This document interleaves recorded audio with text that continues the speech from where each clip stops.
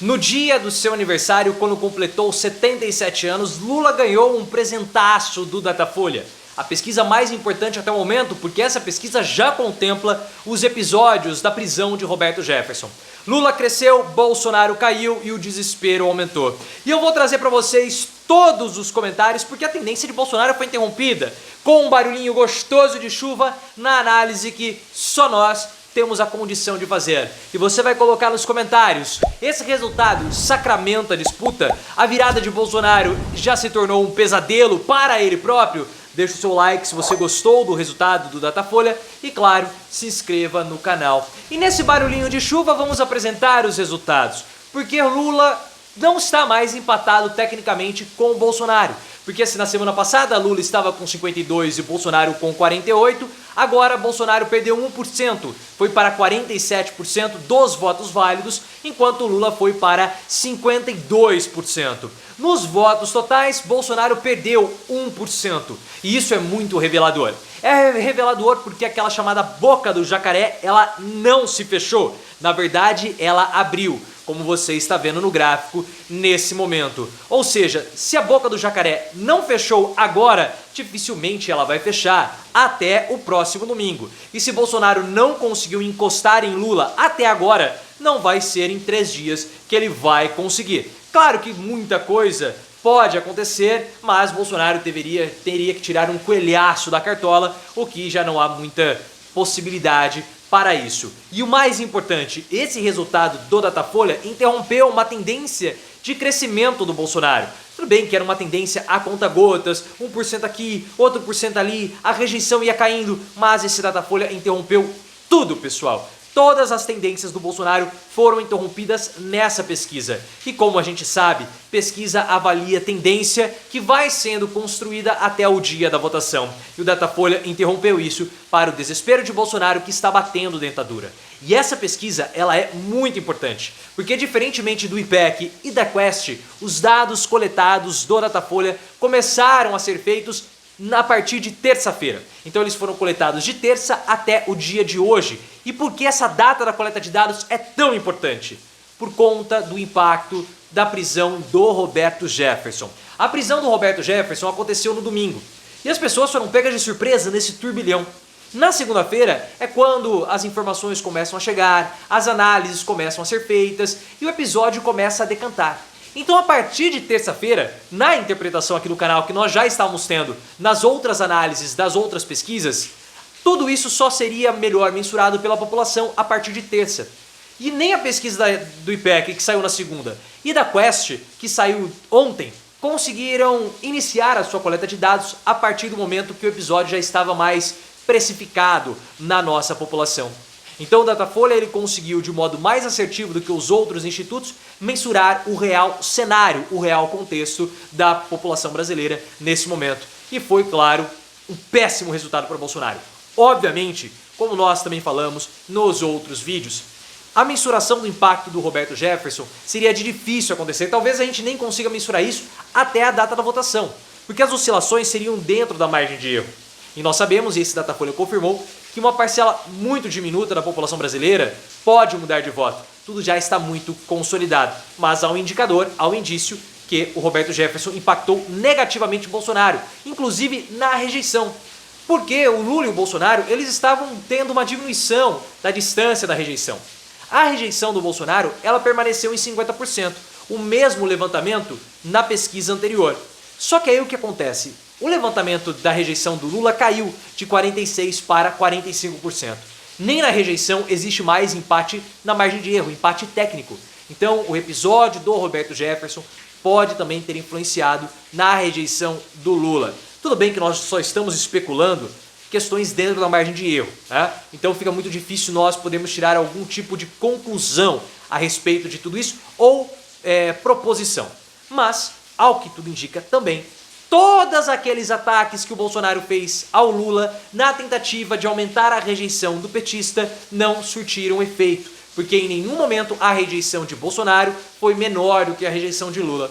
E há 3 dias do pleito, até o raio, Caíton faça como raio, deixa o like no canal, interaja comigo aqui nos comentários. Há 3 dias do pleito, a rejeição de Lula, que estava aumentando, não somente estagnou, mas ela caiu, o que é desastroso para o Bolsonaro. Na sua opinião, coloca nos comentários, todos esses resultados são um banho, uma chuva de água fria para o Bolsonaro, como vocês devem estar ouvindo, esse sonzinho gostoso de água caindo, que deve ter lavado a alma de muito petista? Coloque nos comentários e se inscreva no canal. E esse resultado do Datafolha vai adaptar ou alterar a estratégia de Bolsonaro para o debate que vai acontecer amanhã.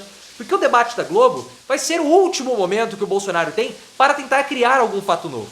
Ele buscou uma bala de prata ao longo de todo o segundo turno e não encontrou absolutamente nada para fustigar o Lula. E o problema é que, como o debate da Globo vai acontecer depois do Datafolha, a estratégia da campanha do Bolsonaro, ela seria ou vai ser definida em cima do resultado do Datafolha. Como a distância entre os dois abriu, não sei se faz muito sentido para o Bolsonaro concentrar seus esforços no Lula. Então é muito possível que amanhã no debate da Globo, que faremos toda a cobertura aqui no canal logo que o debate terminar, é muito possível que o Bolsonaro adote uma postura mais agressiva contra as instituições, deixando um pouco o Lula de lado, atacando mais o TSE e o STF. Porque vocês sabem muito bem, link aqui no card, Bolsonaro está morrendo de medo de ser preso. E a prisão, e a derrota, melhor dizendo, de Bolsonaro no próximo domingo, torna a prisão inevitável por conta de todas as perdas de prerrogativas do cargo que o Bolsonaro vai ter. Como, por exemplo, foro privilegiado, advogado-geral da União. E todos os processos, e são aproximadamente 100 processos, vão para a justiça comum. Então o que o Bolsonaro precisa fazer? Entoar a narrativa que ele é um perseguido político. Entoar a narrativa de fraude, que há uma conspiração para prendê-lo.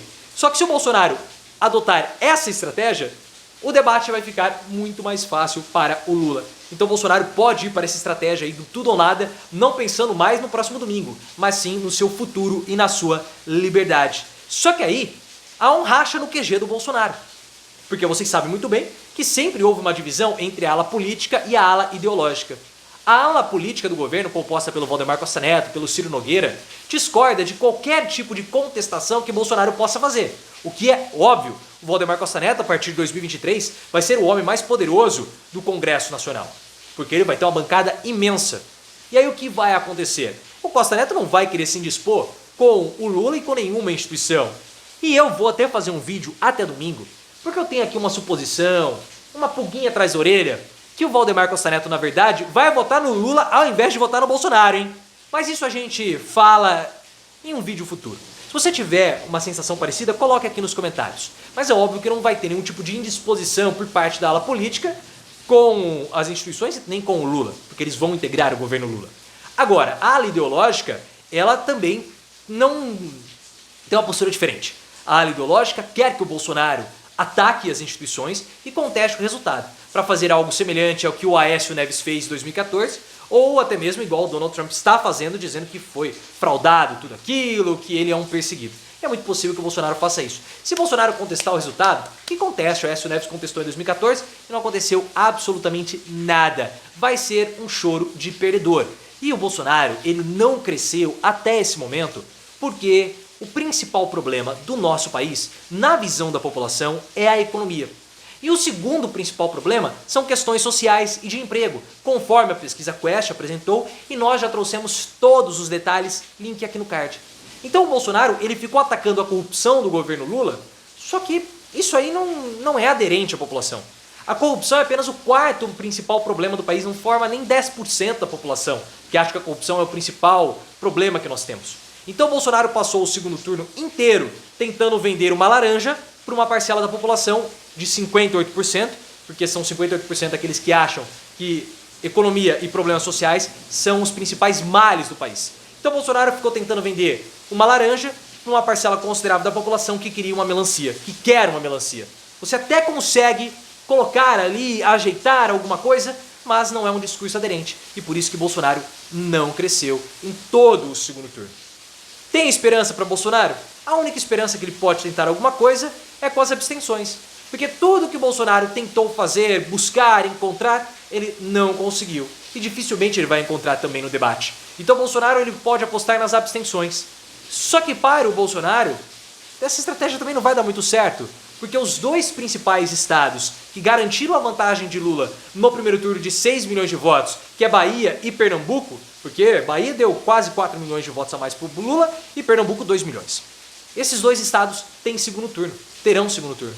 E toda vez que há segundo turno, as abstenções tendem a ser menores. E quanto maior for a abstenção, mais prejudicado fica o candidato que lidera a corrida, lidera a disputa, no caso, o Lula. Então, nem nesse ponto o Bolsonaro conseguiu ter alguma sorte. Então, nós vamos acompanhar no próximo domingo um resultado apertado, porque vai ser. Bolsonaro vai iniciar liderando por conta das apurações que começam na região sul e sudeste, mas depois a distância do Bolsonaro vai começar a cair gradativamente. Vai ser apertado, mas ao que tudo indica, Lula será vitorioso.